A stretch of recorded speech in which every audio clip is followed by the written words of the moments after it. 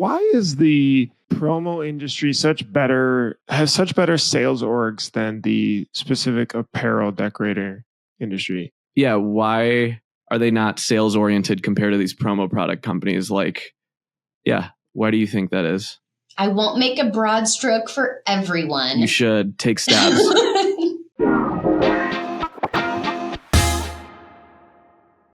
All right, pronouncers, we've got Brittany David out of Snugz, USA, $100 million plus promo products manufacturer out of Utah. Very cool story, not only about Snugz, but sales orgs. I think promo product manufacturers and distributors have incredible professionalized sales orgs. And how can apparel decorators get to that? We'll talk a little bit about the tactical things there. What was your favorite bit? Well, I actually got to visit the Snugz facility with Brett Bowden, and Brittany gave us an amazing tour. And I think my favorite part of today's talk was talking about maybe the myths of, or the truths of, why print shops suck at promo product sales and maybe some ways to fix that. So some good takeaways from Brittany there and just great conversation. Absolutely. And we have got the usual suspects of incredible sponsors and partners that help us dive in, which we haven't talked about yet. We still have to talk about that. Maybe that'll be the next show of Graphic Source. Yeah. So Graphic Source is awesome. They just took me to Honduras and I got to see their amazing facility, all 600 artists. And if you need a solution to improve efficiency and reduce costs in your art department, you should hit them up. They offer industry-leading outsource options for your shop by truly becoming a part of your team. They plug and play with Printavo and other shop management softwares. And I mean it when I say 1 out of every 4 or 5 computers had Printavo open when I was there. They truly, truly understand the software and can help you automate it. If it comes to SEPs, mocks, creative art, order management, embroidery, digitizing, back office, and customer service, there's no better company in our industry to work with.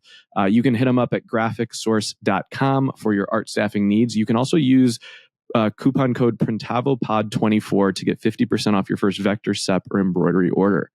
Thanks so much, Graphic Source. Easy way. We're going to help Steven spend less hours cleaning screens. That is a thing of the past. Thank you, Easy Way. Thank you for inventing all their incredible, innovative formulas that are designed to work quickly and effectively so you can spend less time cleaning and more time going to raves. Plus, Easy Way is passionate about empowering printers of all skill levels. They offer helpful resources and expert advice to help you succeed. Shout out to easyway.com, actually. When Steven talked about, they have some really cool downloadables. They do. There's an incredible amount of resources I did not know about. So thanks, Easyway. Speaking of raves, I am raving about multicraft_daddy. Maybe Dave Eggers will come to a rave with us. When he gets 2,000 followers. If you want to see Dave at an EDM show, you should go to multicraft_daddy and give him a follow right now. If you need ink supplies or a daddy, Multicraft Screen Printing and Digital Supplies for over 50 years has been providing you with top brands at competitive prices. You can mention the Printavo podcast and receive an extra 10% off your order. They have partnered with PMI Tape, and they're giving away free PMI tape on every episode. So if you DM Dave and say, I heard it on the Printavo podcast, I want to get entered to get a free case of PMI tape, he might pick you to win. Leave a nice comment on his videos and reach out to him. Thanks so much, Dave. We appreciate you. Do you see his latest videos of him pitching products like out in the yard? Got the camo and I need to catch up on my Dave content. Yeah, it kind of looks like awesome. Lumberjack Dave. Yeah. Lumberjack Dave. We got Lumberjack Daddy. All right. BMac Industries and DTFSuperstore.com. BMac Industries and DTF Superstore help you guys out by providing some incredible consumables to be able to help run your DTF department and their new dryer and shaker. So you guys are executing on that. Go to bmacindustries.com and you can be able to check out their top of the line equipment and technology that enhances productivity and quality. I know, Steven, you've been through the ringer with DTF and you guys work together pretty tightly now. So that definitely says something. They've definitely been there for me in some of my deepest and darkest DTF moments. Thank you so much. I just love the picture in my head of you with the lab coat. taking the picture by with my Campus equipment. Inc, 11 o'clock at night. My Campus Inc bathrobe with a headlamp. That was a good one. I posed for that one. Bruce, I want to tell you about the best new software platform to hit our industry. It's called DGI Apparel, and it was built by a group of MIT engineers with a background in screen printing. DGI allows you to connect your accounts with companies like Alpha Broder and SNS. You can compare prices, inventory, and shipping times across every apparel supplier on one website and one screen. And so the average shop spends about 2 hours purchasing every day, and DGI is going to cut that time in half. I've actually heard they're beta testing auto purchasing. So ask yourself, what would you do with an extra hour every day? And we don't have a promo code for DGI because it's free, and it's always going to be free. That's right. It costs you $0 forever. And if you're not already using DGI, you're wasting your own time and money. There are over 1,500 shops using DGI. And when I say they are one of the fastest growing platforms, I truly mean it. They're adding more and more distributors and vendors. You can shop AS Color on there now. You can shop PMI tape. So check them out and let them know that we sent you. Thanks so much, DGI Apparel. Bruce, let's get to the episode. Hi, Brittany. What's going on? What's up, dude? Wait, so it is snowing in Salt Lake City. Salt Lake City and Park City has turned into one of my favorite destinations. It's so cool. It's so easy to get to once you land. It's like 45 minutes from the airport to the slopes. Bruce and I do an annual ski trip, and I feel like our new just de facto is Park City. Yes. So, Bruce, you've been too? Yeah. I think 3 years in a row. Well, no, we didn't do this past year. We ended up in Colorado. Did we? Bruce, we were there together. Yeah, yes. did. And we went dog sledding. Oops. I'm doing that in a few right. weeks. That feels like like last February feels like ski season feels like its own year, and then it's cut off in the summer, and then it's the next one. But you're right. Yeah, it's beautiful. Yeah, but it was like 57 degrees yesterday, and now it's snowing. Yeah, we ended up. I told Steven we ended up doing a road trip from California to go all the way back home to Chicago to see family for the holidays. And we stopped a bunch in the Utah's finest national parks, which I told Steven, I think Utah is the most underrated state in the US. For some reason, Utah doesn't market itself very much. I don't know if it's like Mormons are like, let's keep this low key. We don't want to like blow up like Colorado or a Florida or a Texas or California or something. And I mean, Zion and Bryce Canyon and Moab, I mean, some of the most amazing places, but people aren't walking around with Utah hats and Utah flags and, Utah shirts. It's just not a thing. No, it's like the best kept secret. I grew up in Dallas, and then I moved here about just over 13 years ago.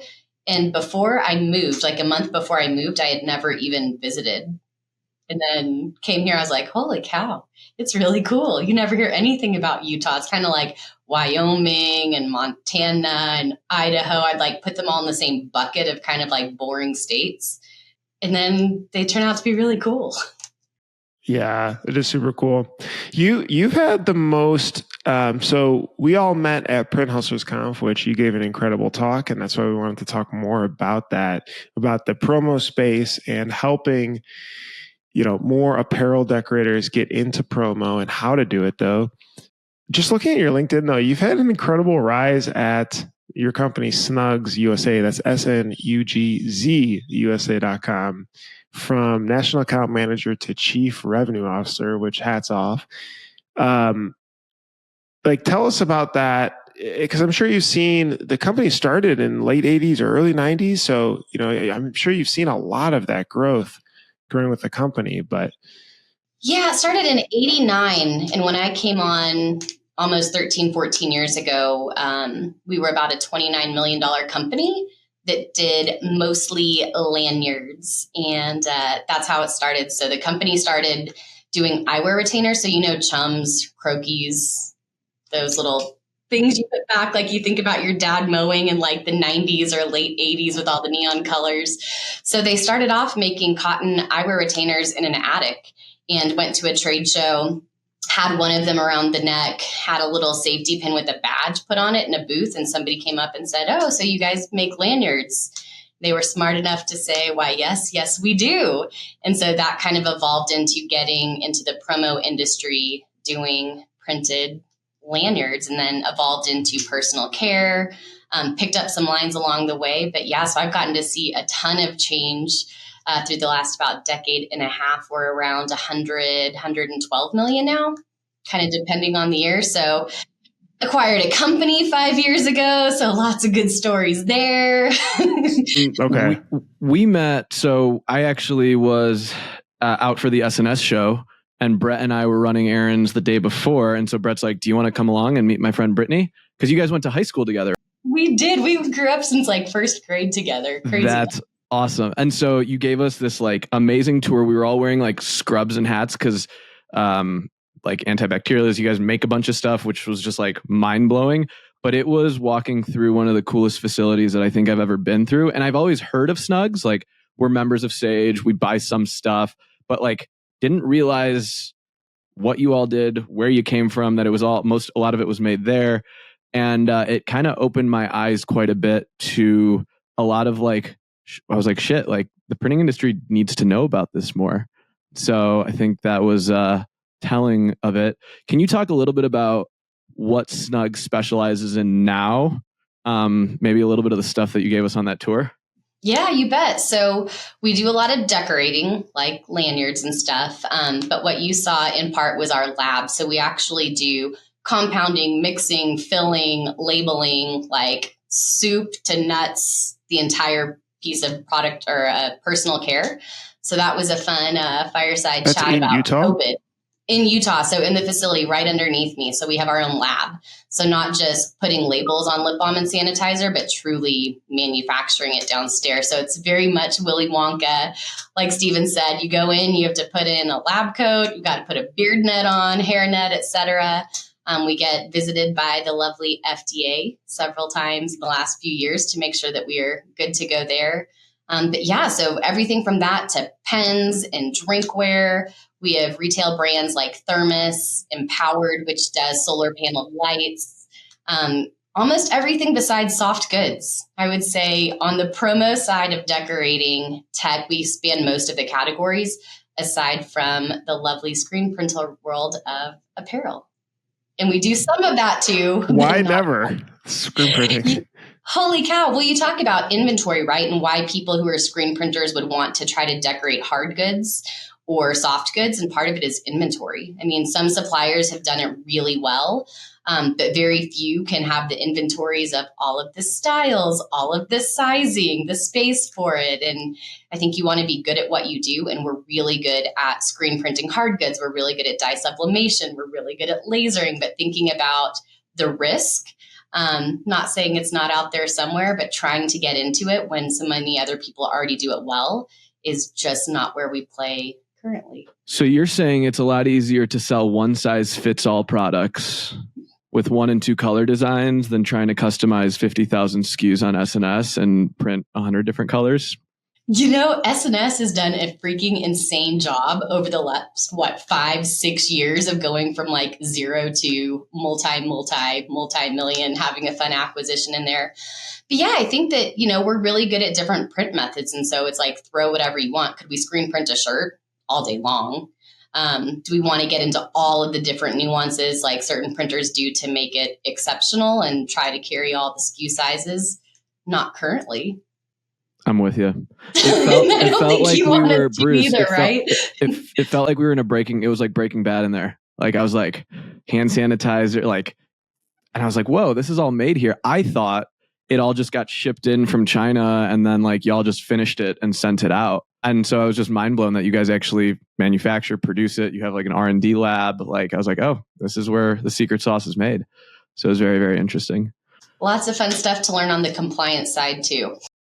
There's got to be a bunch of stuff that's also brought in, right? And either decorated in-house or decorated overseas. Or like, how do you balance what we want to do in-house here and control here versus stuff that you make overseas? Yeah, so we do probably single digits amount totally turnkey from China or from overseas. The reason that we do that is mostly to be competitive. So things like lanyards, sometimes people have a longer lead time and higher quantities where it just makes sense to do it turnkey overseas. But we truly like having all of the control, I guess you would say, of lead time, shipping, manufacturing. So we do some of our production in Utah, which Steven saw, but the majority of it is actually over in Mexico. So in 2018, 2019, we opened up some facilities down there. Amazon, you talked about earlier, people moving to Utah and it kind of being a secret. People have discovered it. We've got the Silicon Slopes down in Salt Lake now, where Facebook and Adobe and tech companies have moved in. With that brings in Amazon and a lot of other manufacturing. So where we are in West Jordan, we've got Boeing, we've got Amazon, we've got tons of buildings that are pulling from the same labor pool. So we realized very quickly if we wanted to be able to stay competitive and we wanted to expand, we needed to open up kind of south of the border to be able to control labor costs and what we could do to be able to scale and still fit the pricing model that we have for our customers. How does that work? Like more specifically, because I've heard larger shops also do that where it's like, oh, we get as close as we can basically to the border and that way we can bring stuff pretty quickly. But like specifically, what does that mean? Like when we, okay, we have part of the business over there. Are you shipping directly from there? Is it easier to truck it in then ship? Like how does something like that look like? Oh yeah. So we transload. So we bring it into California, ship some of the goods over the border, and then manufacture. And we're in Juarez. So we can do multiple runs across the border. So we can we take all of our manufacturing, figure out how to do it same day or overnight. Most of our products are available on next day turns. So you just have to be really good at being efficient, from picking to decorating to artwork to crossing the border. So it doesn't come without its challenges and a lot of learning. You're in a different country with different regulations and it's wild, wild west out there sometimes. So is it easy? No. Do we have pretty smart people that want to figure it out? Yes. So. And that's probably a big manufacturing area too. Like I got to imagine there's it's a, manufacturing park almost. Massive. Yeah. And that's where like, Bruce, a lot of cut and sew facilities are there and they'll ship out of San Diego, but they're in Tijuana. So like, Brittany, do you run the trucks across the border? Is that your specialty? Oh, yeah. You don't want to hire me for driving. California. Put me on the creative side. Don't put me on a Brittany truck. was I might running not trucks make it. across the border. She's the detail expert there. Okay. So Brittany, I think what's really interesting for our listeners, and I could probably relate to a lot of shops, is promo products makes up a small percentage of our business. We offer it, and sometimes it only makes up 10%. And we always say to ourselves, we should really get into promo more. It's so easy. And every year this always comes back into conversations. Yeah, we should really be doing more promo. Would you say like the Snugz customer base are screen printers and decorators that like have this as an auxiliary business? Or do you feel like it's more brokers that just focus on promo and hard goods? I would say the majority of our business comes from people that are focused on promo. I would guess 30+% though are the one-off, two-off, dabbling in. And I think that it's growing because people see it as a revenue generator. Well, you said 30%, is that? Yeah. I mean, you've got the tail, right? They talk about the 80-20 rule. I think that the 20 is probably closer to 30, just guessing. That's still significant. That's a lot more. We talk about some of the hobbyists, we'll call it market, but You've got the hobbyists, you've got the people that from COVID said, holy cow, our business died. How do we resurrect and figure out another revenue stream? And the thing with the screen printers is you already have the customer base and you already have the trust. And I think that those two things of how to figure out customer acquisition and how to build trust and have those relationships are two things that are really challenging for somebody to just immediately dive into promo. And so like as shops are thinking about the new year, I would challenge them to think, because profitability and outsourcing more and bringing in new revenue streams, like that was a big talk at Print Hustlers. And I think this is just something that we have always put on the wayside, but could be a huge opportunity. Like I was just searching in our inbox for like how often we order from Snugz, and it's like randomly. I was like, oh, I didn't even know we ordered from them. I guess, why do you think that is that print shops just, I don't want to say turned a blind eye to it, but like they don't prioritize it? but yet it's such an easy way to make money, and they already have the customer base they're ordering t-shirts. Why do you think that phenomena actually happens? Like, you would think it would be different, right? Yeah, I think if it's not a priority in your bread and butter, it's easy to go back to what you do well and what you can control. And there is a learning curve getting into it, right? Figuring out who do you want to partner with? What are all of the random charges or decoration methods that you're not familiar with? And a lot of education up front that it's like, that might only be $100, $200 order. I'll move to something else. But if you have time to be able to focus on kind of learning the industry, learning what else your customers are buying, it becomes fairly easy. And like you said, it's all turnkey stuff that aside from the art and the management with your customer, you don't have to touch, you don't have to inventory, you don't have to worry about those other logistics. It's interesting. I had an employee that came from not Halo, but one of those companies where they were all just brokers. And she put together a promo product 101 for us of like, okay, this is how you order. This is what buying on a C means versus the D versus the like. It was like overture. What is promotions. That's like the different price brackets. Brittany, do you want to give us like promo for dummies? Yeah, please, because you just were starting to go, but you're trying to remember it too. And so she literally made us a PowerPoint. We had to do a lunch and learn. And she'd worked at like Overture before, which is like a huge promo company. I don't know what you call them, but I felt really stupid because I'm like, wow, this isn't very hard. I just don't know the lingo. Yeah.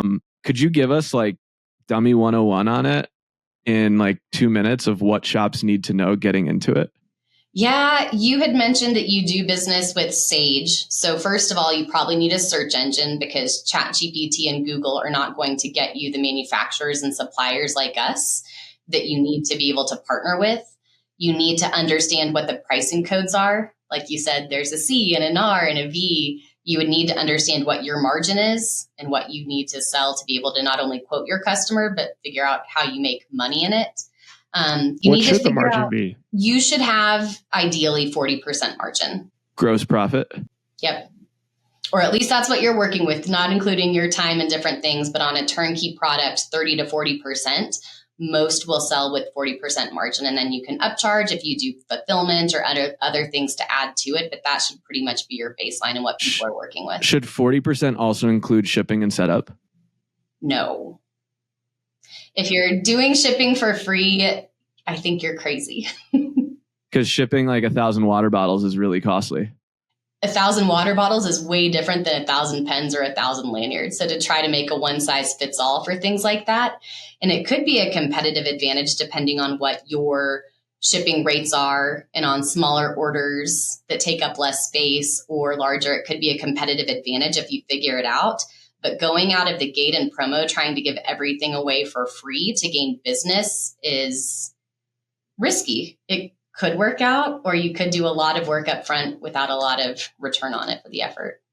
Okay, so something you talked about there is you need to have a search engine. So in the promo world, the industry is very well protected, right? So like one of my customers from a PTO can't really call up Snugz and place an order. Can you explain the whole protection and how like you are truly for trade? And it's different than screen printers. Screen printers might argue that there's Jiffy Shirts and some of these other companies that whatever. But can you talk about how the promo industry is well protected and guarded and why that's there? Yeah, you bet. So there are probably three main industry identifiers for promo. So Sage, ASI, and PPAI. So if someone were to call in Snugz, for example, we would ask what one of those numbers are, what their customer number was, because if they're a current customer, they usually have that available, or we could search them by company. If all of a sudden they can't give you any of that information, we usually can sniff it out to figure out it's an end user. If we started taking that business, we'd probably piss off most of our customers as soon as they found out. So it's just not best practices. Some suppliers are set up to be able to do business both ways. Some of them are super transparent, and some of them have kind of found a way around it. It's an interesting business model. Like you said, it's very protected. I think that means it's also really ripe for disruption. But we've been talking about that for probably a decade plus, maybe even more than that. You know, back before the internet, all you could do is look at catalogs. So it was super challenging. Now you can find just about anything you want on the internet, which gives it just a little bit more recipe for potential disaster, but currently it's super protected. Did you guys used to send out a ton of catalogs? Like Oh my E-line gosh, style? yeah. Oh yeah. We had like yearbook photos at the beginning. And so if a customer were to go to snugsusa.com, like an end user, and they went on the website and they saw, okay, there's 24-ounce thermoses and you can buy them as low as $11.38 on a C.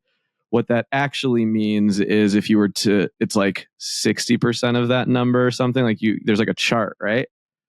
And so you can speak in code so that your customers don't know code. It's like this, right? Isn't that how it works? You can. Well, and it used to be that you would use an R and then people figured out what an R was. So they changed it to a C. And so it's convoluted, but not that convoluted. I mean, you're a few clicks away from figuring out what price coding is. But for you, at least it's not right in their face what that discounted price is. Instead, it shows MSRP, which people usually take for face value. Gotcha. And so then, Brittany, like so for instance, my entire sales team, they log into ASI and they are just, or their Sage account, and it's just like overwhelming. And how do you how does Snugz differentiate in a world of where there's so many companies that sell a lot of these things? How do you differentiate yourself? Like you might not even be the cheapest or the fastest, but like, doesn't that annoying when it's just saturated with like, you don't even know what you're clicking sometimes? It's super annoying. And I'm sure it's annoying to search. I think there's areas in that have a rating system. So similar to Amazon, where you might have a 5-star or an A or A+ rating. There's different ways that you can search and narrow down your results too, if you had wanted to look for minority owned or veteran owned. And so there's different filters that as you being a user, you can go through to kind of narrow down who you want to do business with. I believe the number one filter for Sage, at least it used to be, was A or A+ suppliers. So you're already taking people who have been kind of vouched for by other people to start And there. that's self-rated to get an A+? Or? It's rated by people like you that would be using the search engine. So who have placed an order?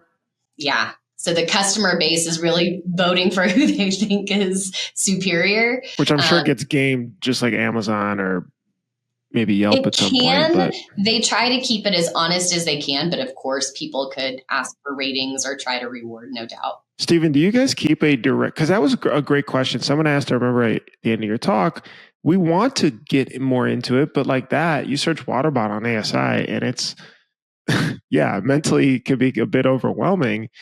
Do you, like at Campus Ink, do you guys, and I don't know how much like custom versus you guys do a lot more retail stuff now, but do you keep a directory then of, okay, here's a top 5 Waterbot options that we try to stick 80% of our inquiries to, or is it really one-off back and forth with the vendor each time? We need to be better. This is like a big point of growth. Like our sales reps spend a lot of time with reps from distributors like SNS, Alpha, Sanmar, Charles River, you name it. They don't spend enough time with people like from Brittany's company or like Hit Promo or all of these different ones. And so a lot of times we're just searching in the void, and then we'll be like, oh, that's Snugz. Yeah, we've ordered from them before. They're good. Go ahead. Or be careful. That's China. Like that's going to take 30 days by whatever. And so I just feel like it's like this mutual lack of like, we sort of know who to talk to, but we sort of don't, but we sort of know some of the key names. And so like, we'll build a couple relationships, but it's just, there's no focus or emphasis on it unless you have like one employee in your shop and that's all they do, like the promo expert. I don't know if that is, I don't know, Brittany, what do you see from your end? That's just my experience.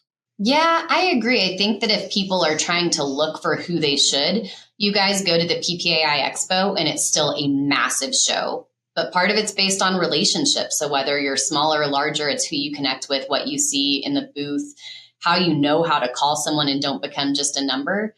There's also lists like the PPAI 100 that are some of the top, and it will show you why they're rated for 100. It's not just on gross sales. It could be on compliance, why are they esteemed? ASI has a list of 50. It's a good starting place, right? You can either filter through Sage or ASI, or you could start with that list and figure out what are these suppliers good at. Someone like me would say, please meet with me or our VP of sales, or what state are you in, to connect to an inside rep and outside rep to understand what are we good at, why are we good at it, and also figuring out what tools the suppliers have to offer.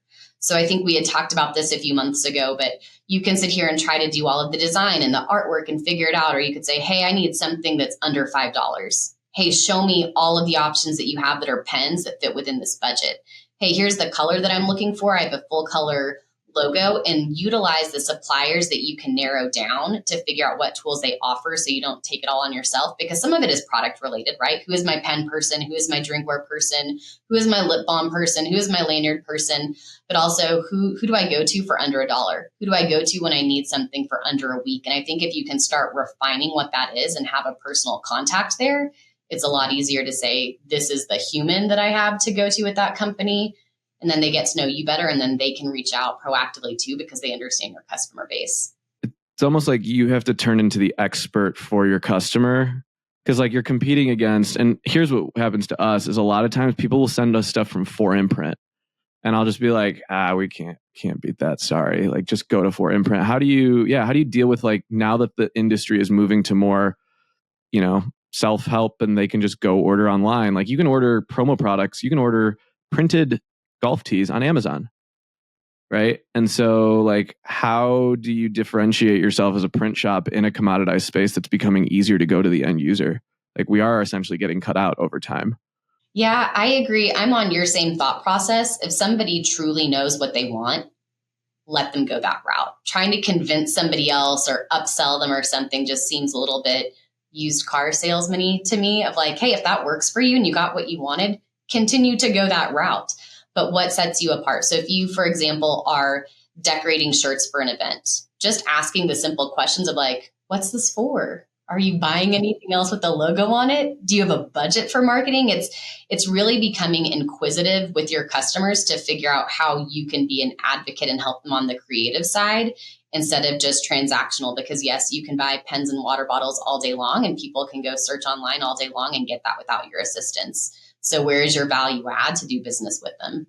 Are there sales tactics that either of you guys have started to either see or push? I mean, those are a great starting point. But if I remember, I even think, Steven, I think like a few years ago, you guys were like, okay, we've got some good margin products. How do we sell more? And you guys were just brainstorming as a team. Was it like, is it sampling kits? Is it asking those good questions? Maybe Steven, what did you find that works? And then I want to kick that to you after, Brittany. Yeah. So something that we did, anytime a customer places a bulk order, we send them an email like 1 or 2 days later saying, do you need any promo products with your Campus Ink order? And it comes from me and it says, thanks so much for placing an order. While you're ordering merch, I wanted to let you know we have a full line of curated promo products. You can find our catalog here. You can just reply back to this email and we can easily put your logo on something else while you're getting your merch. And that will generate like 3 to 5 leads a month, like good leads. And that just runs in the background. And that was just my way of saying, like, how do I just let every customer know that we can do this without putting a lot of stress on my team to like push it.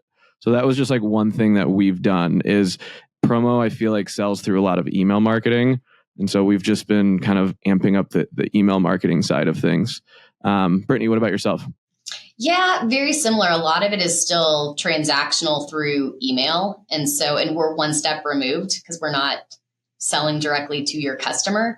So whenever we do virtuals, for example, we might take that logo and create 2 extra ones that are you might also like. So maybe you're buying lanyards, but we know they're probably going to an event. Maybe we create a tablecloth or a lip balm or something else that we know might fit if we don't have any other background.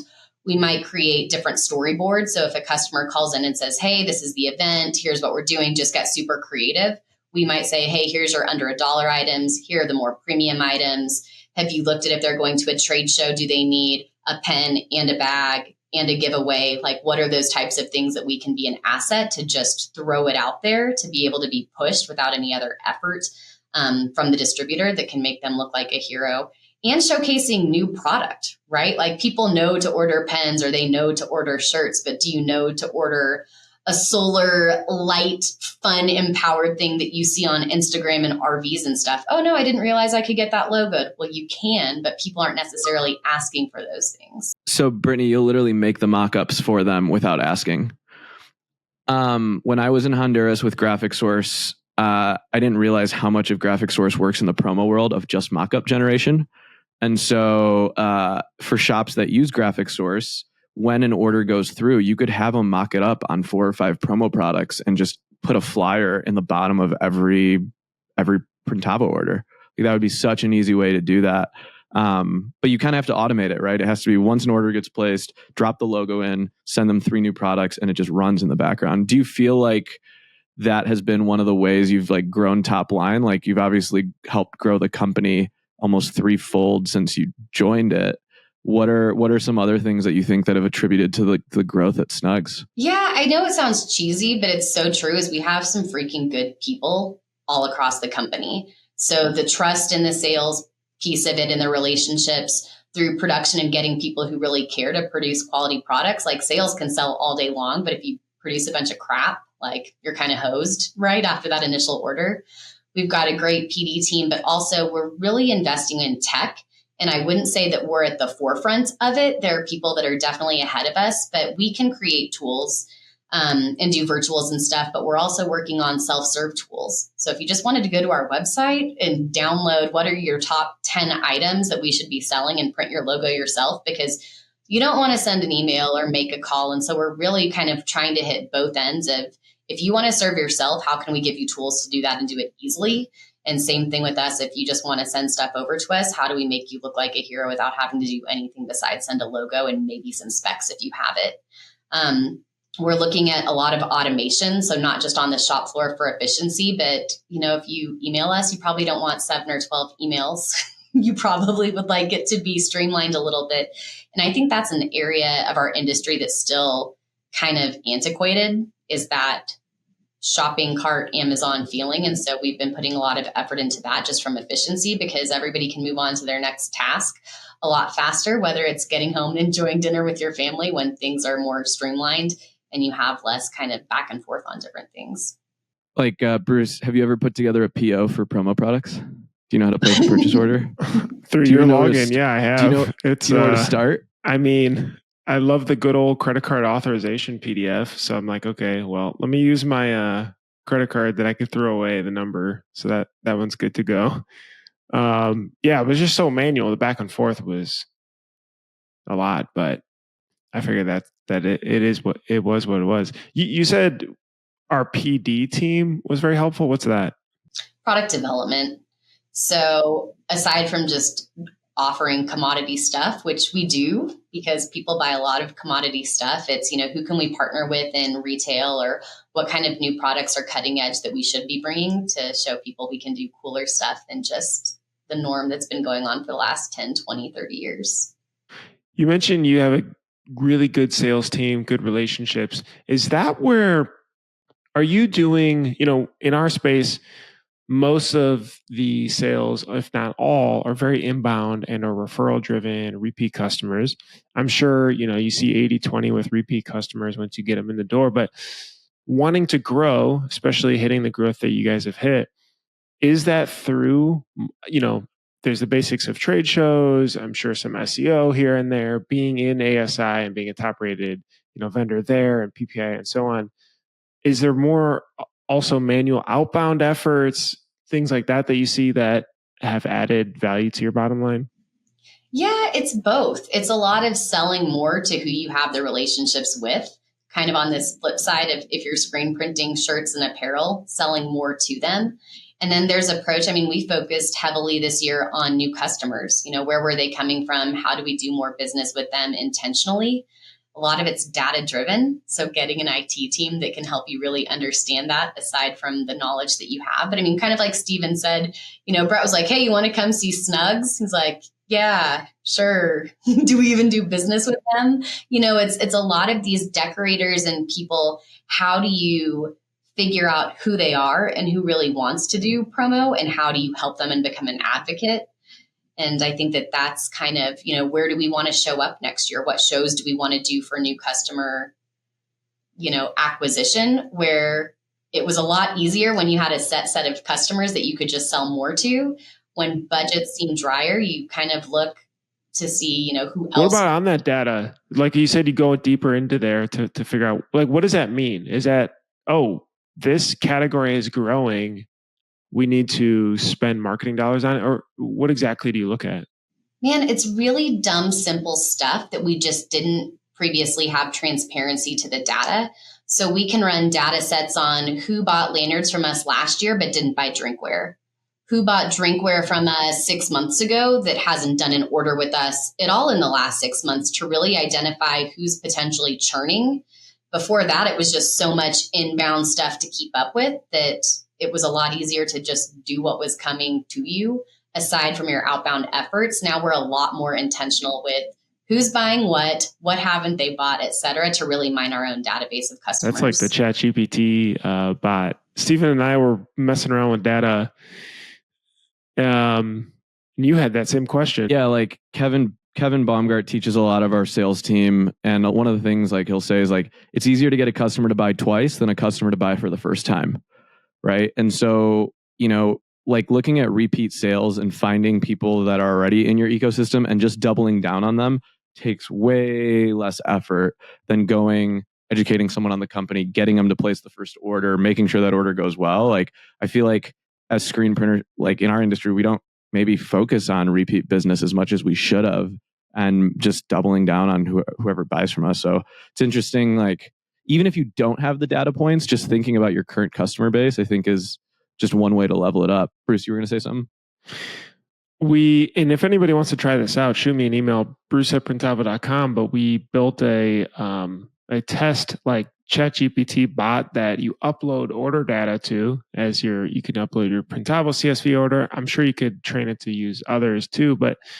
And we asked this question. I mean, we tested it on Campus Info, which was, okay, in 2023, who were the top 10 customers that in 2024 decreased in the amount that they ordered? And also give me their associated sales rep. And 10 seconds later, you've got this list. I mean, it's unbelievable to be able to see that so quickly that it would take me 6 hours and 35 Google searches to be able to figure that type of stuff out. So, I mean, just the data to be able to see that. You're right. That is great data sets of where, who can we get ahead of preemptively that is churning to be able to reach back out. Brittany, as we talk about this like small disconnect between the promo world and the screen printing world, is there any thought in like making a statement at like ISS Long Beach or something like that, or doing promo 101 for dummies, like promo for screen printers, or just something that really attacks that problem of why is this a problem? It's because you don't know about us, but we're cousins, but we want to do something about it. Is there any thought at doing anything that kind of starts to cross from like the whole PPAI world to the ISS world? Yeah, I mean, definitely yes.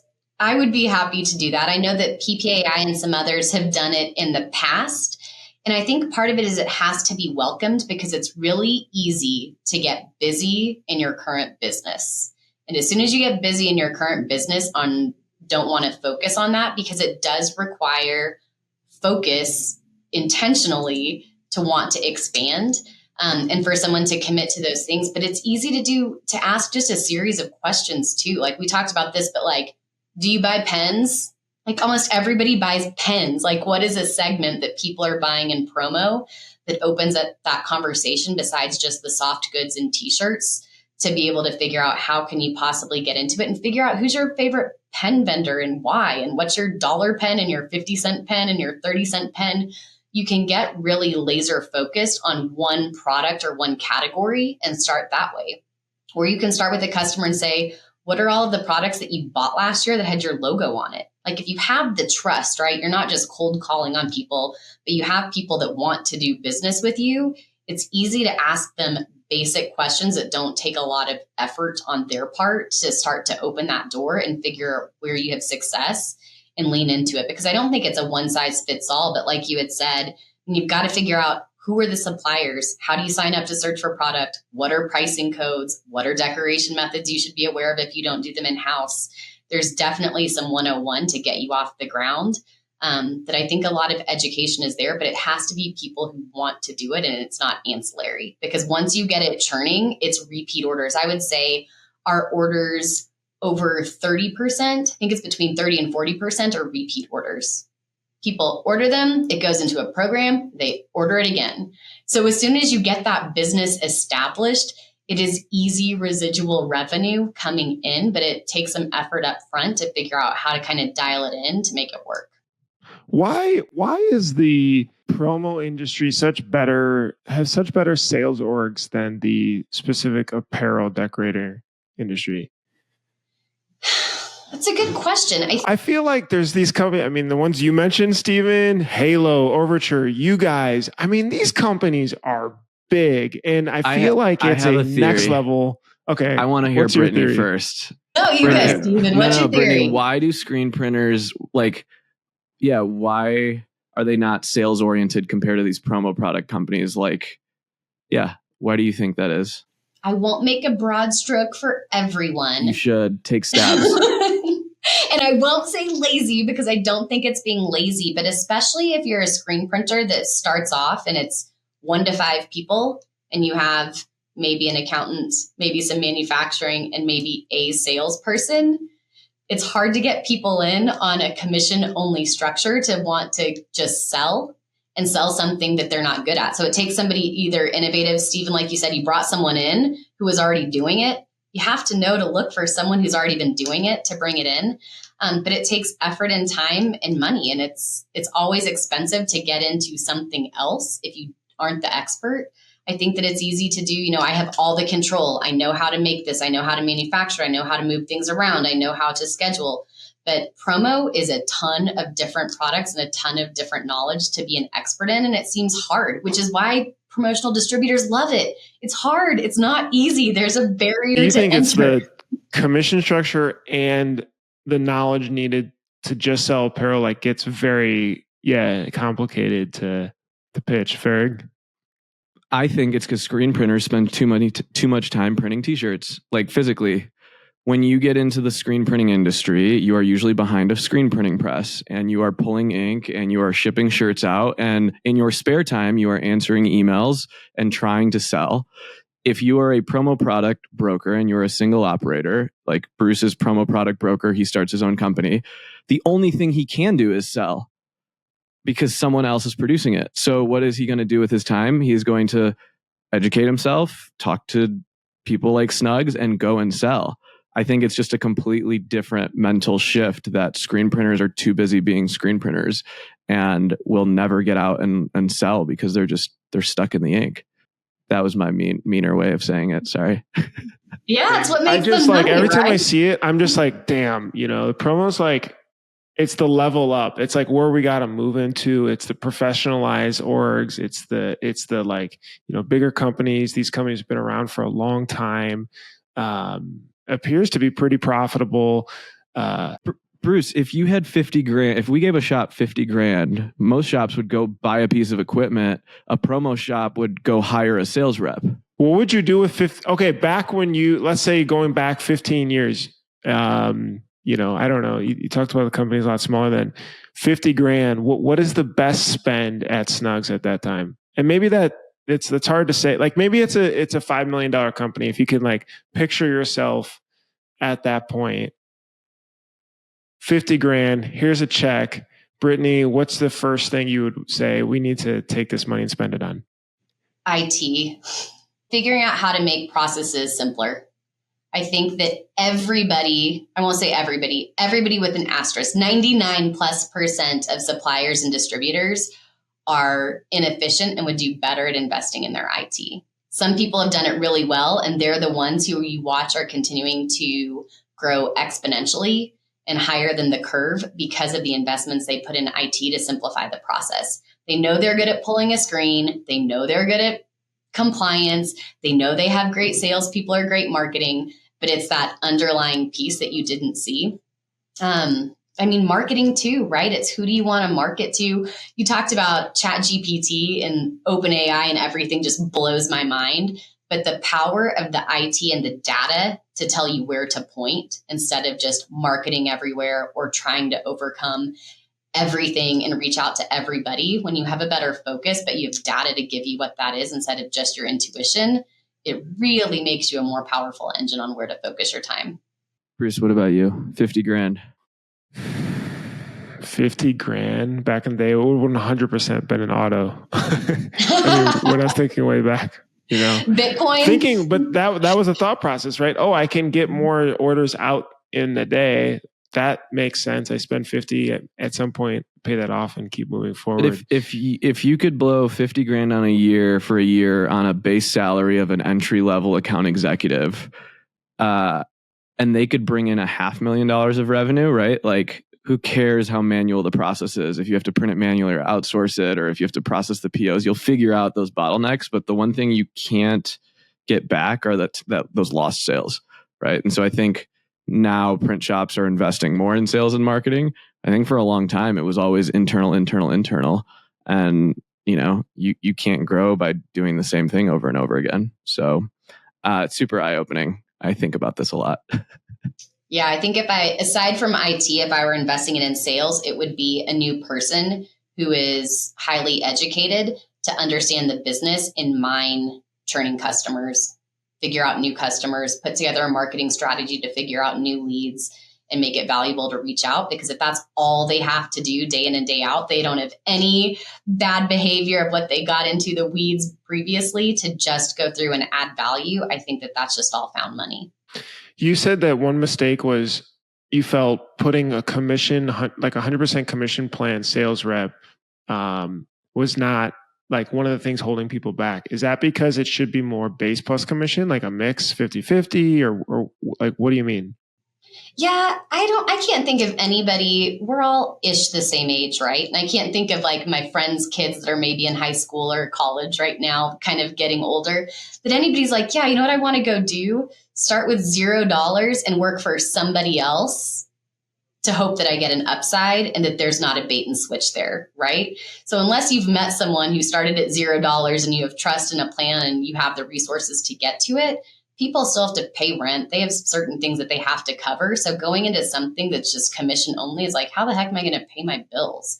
So even if it switched to commission only or way heavier on commission, to get somebody up and running and educated to be effective, I mean, there's a huge amount of education to go into selling. You like people that are hungry, and usually hungry people end up becoming the best, but they have to start somewhere. But I think the mentality in the past for some people is, well, I don't want to invest any money in them. I just want to make money off of them. And so I think it's got to be a win-win on what are the goals and what gets you up and what can you pay your bills for and how do you get to the upside that you believe in. And then you can talk about negotiating what pay looks like. You know, some people might go off on their own. And I think that that's a threat too of, well, if they get too good, what are they going to need me for? Right. Interesting. Stephen, how do you keep people? Base salary, actually a smaller commission and more of a base salary. And, we have a younger workforce, but I believe it takes anywhere from 6 to 9 months to ramp up a salesperson before they can really start. You're going to lose money on them for the first 6 months, and then 6 to 9 months, maybe they start breaking even, but they don't really mature until I feel like 12 months. And it's not like 12 to 18 until they're paying themselves off plus some. And you have to float them to get there. It's an investment. I'm curious what you think the ramp up time is for a salesperson in promo. Like, say we were to hire a promo person Jan 1, when do you think they start? Yeah, walk us through what like a whole year would look like in your eyes, because I think this is something we talk about a lot. Yeah, I think your timeline's pretty accurate to be truly effective. I think in 2 to 3 months, they should be educated enough to figure out what they want to focus on of what are codes, what's compliance, what are the questions to ask, what do I do once somebody says yes, what are the next steps? So I think like 2 to 3 months, they can start kind of gaining some traction. But I think at 6 months, they're probably cranking on their own. In a year, they probably got enough under their belt to really start to take off, lean on other people less, understand the basics, and just grow from there. So if you had 50 grand and you could hire an account executive to just focus on promo, what you're effectively saying is month one, you're going to lose 5,000 or 6,000. Month two, you're going to lose 5,000 or 6,000. Month three, and then they're going to start putting in orders. And so really, like, they might break even from months 3 to 6, but once they can bring in more than $5,000 of gross profit, they're effectively starting to increase your net and your top line. So like, it's a really good investment to hire a dedicated promo person for your shop, I think. Yeah. And if you want to get really wild, you think about someone like your business has been growing crazy, right, Stephen? I can't remember if you guys still have a ton of people in the office or if I believe you said you were hybrid, but do you have a ton in the office? No one's here today. We've got about 25 desks out there. Now there's probably 3 or 4 in. But yeah, we're hybrid and we have there's about 25 seats here in Chicago for people. So you think about someone like me to hire someone at 50 grand to put in your office, because there's going to be some interaction every single day. If you had buy-in and said, hey, yeah, I've got a desk, or you pay for this, whatever, to put in, essentially Snugz could be your go-to to help mine, not only physically there, but also, hey, go call Brittany. She's sitting at the desk over there. Oh, Brittany's back in the office. I mean, I think there's room for partnership too, for people who are open to that should ROI fairly quickly both ways just by presence of a growing company, right? Yeah, something that we think about for sure. Bruce, what do you got? Brittany, the last thing I want to touch on, which I found fascinating at your talk, was you mentioned office, home goods, and some other interesting upsells that you guys are helping companies push. Can you just talk a little bit about that story? I think it was Texas A&M or it was somewhere, but I found it really cool. Texas A&M. So was it office and home goods, or was it A&M and Grapevine High School? Do you remember? I can't remember. I know you you showed the website, and it had way more categories than I've seen on someone, pitching custom promo products to someone. Okay, so I was talking about, I went to Grapevine High School, and I was a cheerleader, and we did our 100-year cheerleading reunion in like September, October, and I couldn't go. And so I went and Googled like what the merch shop looked like. And no offense, or maybe take some, it looked like garbage. Like it was only one size looking fits all t-shirts and sweatshirts. It was the same designs that were there probably when I was in high school, and not because they're retro, because it hadn't evolved. And I was like, well, maybe I'll just buy like a keychain or a cup or something, because I'm not going to wear any of this apparel. It's kind of heinous.